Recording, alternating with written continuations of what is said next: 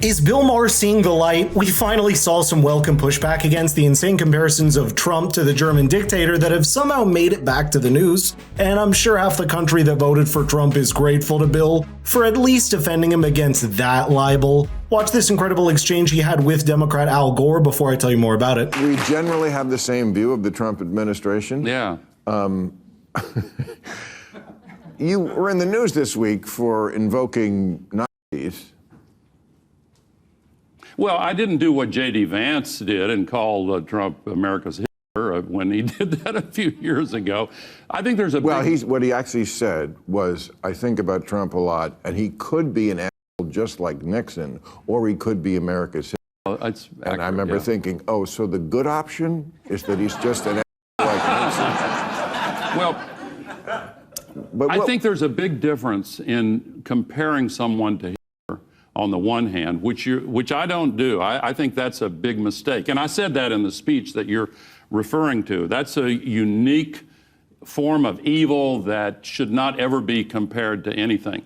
But we are not living up to our responsibility to our Constitution if we don't remain alert to warning signs that we know from history, not only from the Third Reich, but from a whole series of strongman dictators. When they start trying to tell people what to think, when they start trying to expand their power so that they push the Congress around, push the judiciary around, and try to consolidate dictatorship, the first steps on that road are ones that we should see as warning signs. First, I like how he downplayed the fact the modern far left have turned this dictator comparison into the most tired trope against Trump and hollowed out the meaning. Secondly, needless to say, there's absolutely zero comparison between the Trump administration today to a deranged dictator that had state militias rounding up dissenters, an extremely centralized and state-controlled economy, and absolute control over the media. And you'll notice that on the last two of these comparisons, there's even been an active push in the opposite direction with both the economy and media becoming more and more decentralized than ever before.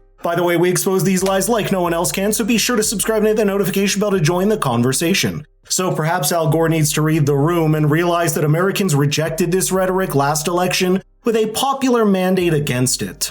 You know, Nazi is a hard word to use with nuance. Yeah. so when you bring that word out, you know, I feel like they're the goat of evil.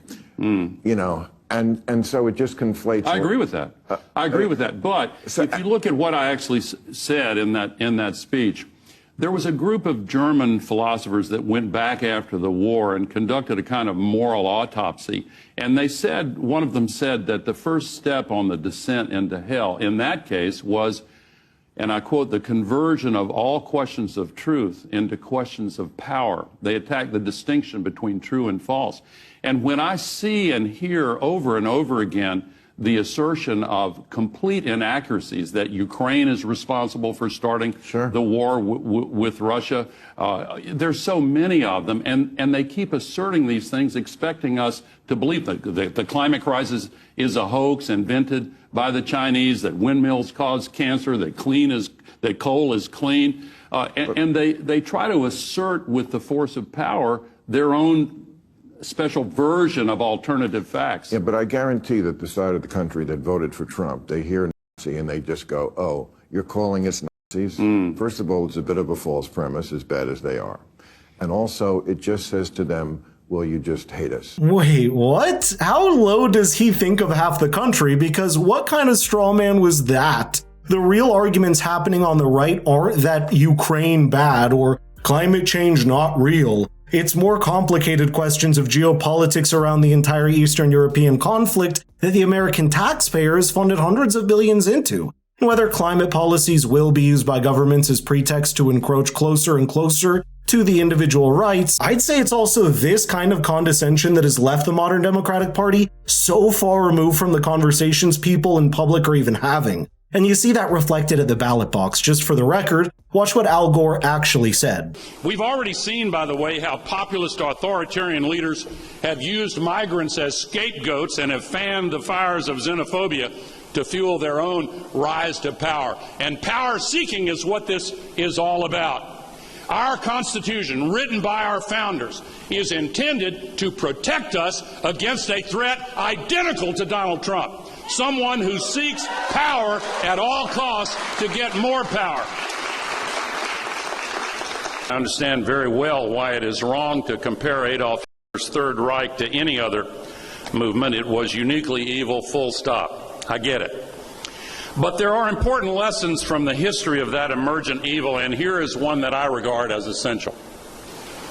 In the immediate aftermath of World War II, but it was Habermas's mentor, Theodor Adorno, who wrote that the first step in that nation's descent into hell was, and I quote, the conversion of all questions of truth into questions of power. Now, something he said stood out to me in the idea that questions of truth are being converted to questions of power. That sounds more like a textbook definition of the excess of the left in the last 10 years in everything from politics to society. That's what happened with the suppression of information during the pandemic and the elections, the debate around gender relations, and the rampant cancel culture and big tech censorship that's finally starting to lose some control. If Al Gore wants to draw parallels to World War II, how about recognizing these truths as the first steps towards authoritarian and centralized control that we've seen in dictatorships in the last century? Now, you'd think that prominent Democrats would finally abandon this strategy after the election, but Bill Maher himself has seen it only get worse, especially after he went to meet Donald Trump at the White House. Even his former colleague Larry David recently came out with a nonsensical piece subtly comparing Bill Maher's visit to a gullible jester going to meet the German dictator in the 1930s. It doesn't get clearer than that, and Bill Maher's experiencing that firsthand. Fostering more dialogue across partisan lines that you wanted to see if you could make some progress on that. Well, it was just that. It was also just, somebody comes with an offer and says, this person who's been dominating our life, whether you like him or not, for 10 years, like nobody ever has in history, would you like to see it up close? Would you like to see the Trumpadopoulos up close? Of course, who wouldn't? Yeah. Yeah, I agree. I agree with you. I did the same thing. I know, and then I went back to my day job of tearing him a new asshole every week. But what I'm saying about the fact that when people hate to that level, it just the actual issues go out the window, and environment is a good example. Earth Day is now a partisan thing. It wasn't when it was started in 1970. People believe in a clean climate. Now it's because Democrats like it, we hate it. You like Russia, or you hate Russia, then we like Russia.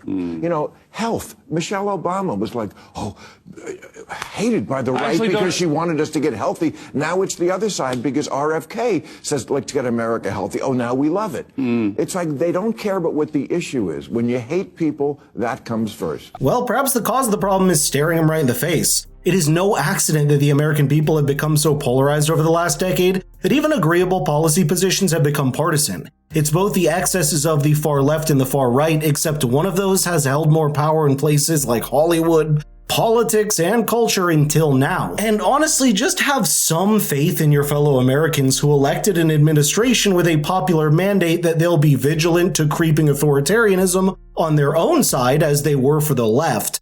But you tell me in the comments if you agree, because it's the culture of conversation and debate that's the ultimate bulwark against totalitarianism, no matter which end of the political spectrum it comes from.